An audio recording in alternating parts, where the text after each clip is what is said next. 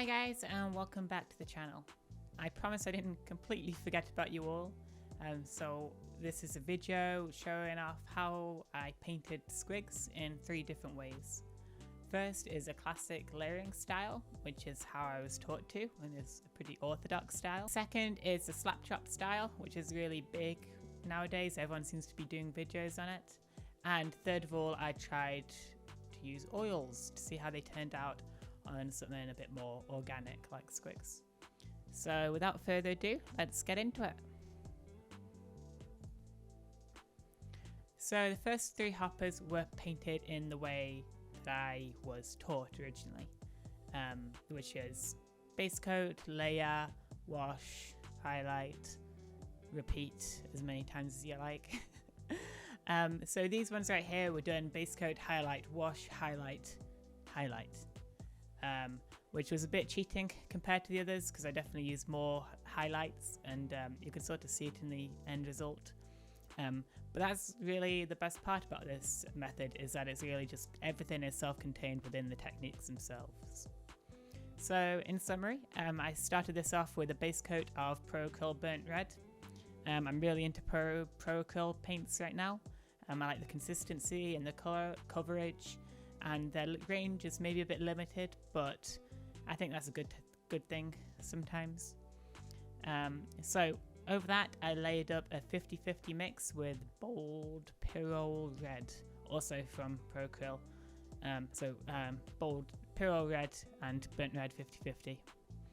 I took that and washed it with the new Games Workshop wash Berserker Bloodshade, which is a pretty cool colour. It's like a watered down version of Flesh Tears Red, which I'm really into. Sort of, you know, my sort of thing.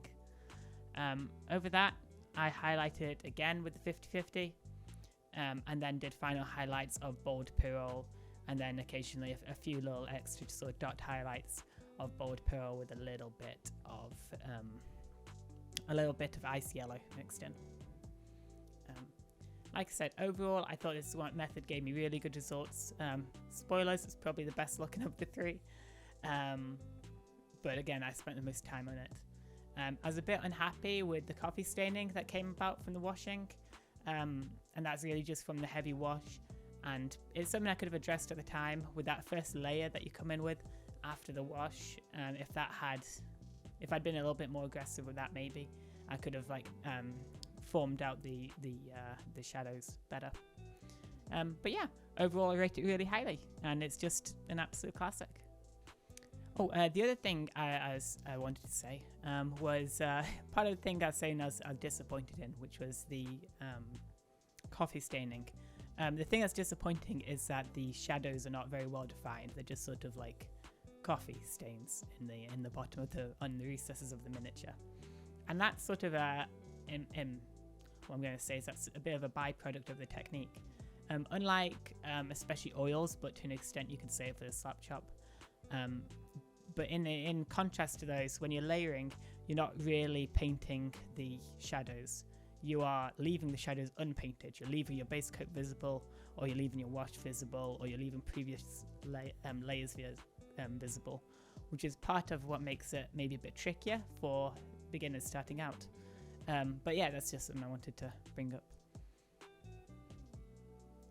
The second method I tried was the slap chop method, popularized by that guy Rob. One thing I always like when I'm painting is to try and add in a bit more colors, to add in more visual interest and variety. So my big brain idea here was to base coat in dark purple. Dark purple is the name of the color from Pro Acryl. Over that, I dry brushed it in AK Interactive Pale Sand, and then white for the tippy toppy bits. Astute viewers will recognize this as the same basic recipe I did for the fluorescent Squigs. And over that, I just simply slashed on a load of Games Workshop contrast colors, Flesh Tears Red. And that gave me the finished product. I've not touched these since that. And a few things to note because of that. For one, the Flesh Tears Red is actually very strong and quite dark. So I'm thinking I probably should have used Mephiston Red, or whatever the red contrast color is. or used lighter colors maybe for the base coat.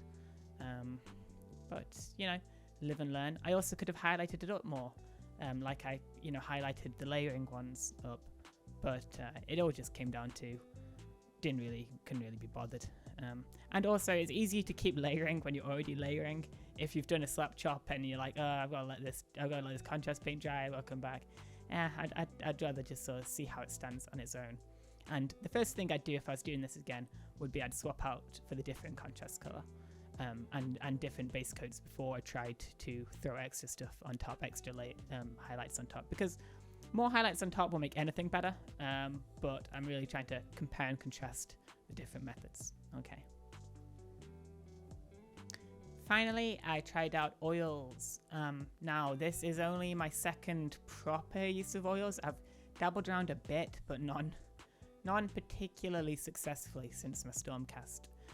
So I was a bit curious to see how it turned out, and lo and behold, I think it's pretty decent. It definitely, it's definitely good enough. Same as with when I was painting the layer method version, highlighting the first one. The same as the first one, I base coated with the Procure Burnt Red. And that was a specific idea for this one, as the one of the things I felt was interesting about doing the oils before was I painted with oils over an oil base. So I put down, when I did the Stormcast, I painted it black oil and then put in stuff over the top, whereas I wanted to try going for more of a mid-tone and try and use oils to highlight up and shade down, which is what I was talking about earlier, is that when painting this one, I painted in the shadows and painted in the highlights instead of just leaving starting off with the shadows and painting in the midtones, painting in the highlights like that. So yeah, simple highlights, cadmium red. I use Winsor & Newton Winton oil paints because they're pretty cheap and I've got a load already. And I just blend that down with a second dry brush. So when you work with oil paints, you don't want to use your good brushes because it will knacker them basically. So I have a second pair, these red ones that I'm using right now. And they have been pretty badly battered by the use of the oils. I'm probably going to get some more synthetics to replace them. But yeah, so you use one brush in which you place the oil onto the model. You want to let it dry for a while. I'll talk about that in a minute. And then you use the second brush and you just blend that out. You just sort of like softly, touchy.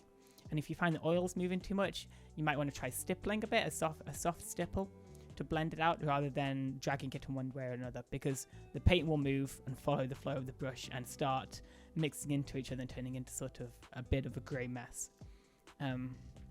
So yeah, they use cadmium red for the first highlights, and for the shadows, again, I wanted to add in that bit of colour. So I used a mix of dioxazine violet, and lamp black, and just is more black than violet in the end. I probably could have lent with a bit more violet in there, but just dabbing that in areas where there's a bit of shadow, that you want a big recess, where you want to sort of, accentuate the forms of the muscle or whatever that you're doing. And then again, second brush in to blend it out. A small note here, again, I said earlier, you want to let your oils dry for a bit before blending them. Basically, the longer you let them dry, the more they're going to stay put and the less they're going to want to move. So for these squigs, I mostly only gave them 2 or 3 minutes. Part of that was because they're going over an acrylic base, so they dried quicker than they normally would have and are less inclined to move. They're just going to stick and stay on top of that sort of matte surface that they've been placed on. Whereas when you're doing over the oils, it takes a little bit longer for them to want to stay where they are. But it also did mean that when I was shading between the shadows and the highlights, it definitely sort of became one uniform colour quicker than I would have liked. And I definitely could have spent a bit more time going back, getting a bit more cadmium red in there, getting a bit more shadows and re-accentuating their forms. Because if I do have a criticism of these models, it's that they're a bit flat. Now, as I just said, I spent about 2 to 3 minutes drying time on the regular highlights and shadows. But when I did higher highlights, and that was a mix of cadmium red and titanium white, and for those I gave them closer to 30 minutes to dry. Again, that's because I was going on top of oils, so they're going to be more mobile in general, and also because they're meant to really be spot highlights. I didn't want to turn the whole squig pink. I just wanted to let them stay a little bit more static, and then blend them out in a bit longer. So yeah. Again, with the slap chop method, doing this, I definitely could have benefited from a bit more highlights. You know, highlight anything, it'll look a bit better. But I'm lazy. The other thing I could have done was take more steps, but I was trying to do it quickly. And I'd say, overall, for the results you get, this is actually pretty quick. If you're willing to give it that like overnight or 2 days, ideally, drying time to let all those oils set, then I think oils are pretty good. But again, one issue with it was a bit flat, didn't really show the features of the model very well. With those 3 squigs done, all 3 methods tested out, the rest of the model was just painted in the standard fashion. I go over that quickly in the fluorescent squigs video and in the goblin speed paint video, but I'm showing the recipes on screen now if you don't want to watch them, but they're pretty straightforward.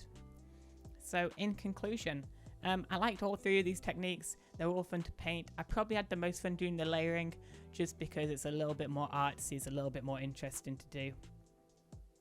One thing, I felt like I spent quite a long time on the slap chop, and the reason why is because slap chop's really good for doing a whole model with lots of different features, because you dry brush everything and then contrast each different part the color that you want it to be. Whereas I was really just doing the squigs and just did the rest of the goblins and stuff the way that I did them normally. So it didn't save me much time, but that's what I would have done differently in the future. If maybe I was starting this army now, I would maybe just do slap chop on all of it, because it's really, really easy to do. And it will save you time if you're doing a complex model. But over just a small feature, it's maybe not as beneficial as you'd hope. Oil was interesting, doing it for the first time. Probably the weakest performance of the 3.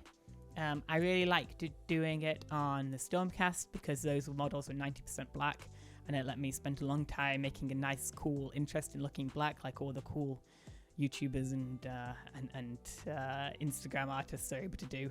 But I was able to do that myself with some oils, and that was really cool. But even on those, I did go in with acrylic washes to sort of like shade them out a bit and deepen those shadows. So it's not unusual that I've maybe not got the results that I wanted here. There's definitely more learning experience, and definitely I could have spent more time on it too.